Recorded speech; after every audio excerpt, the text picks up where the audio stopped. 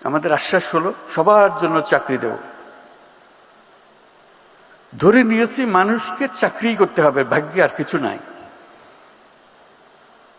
আমি সবাই বোঝানোর চেষ্টা করছি এটাকে সম্পূর্ণ ভুল জিনিস। এই চাকরির বিষয়টা এসছে দাসপ্রথার থেকে।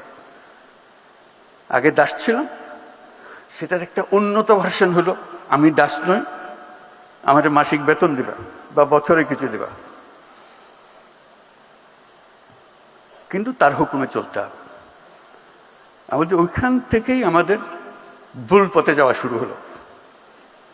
মানুষের জন্ম হয়েছে একজন সৃজনশীল জীব হিসেবে।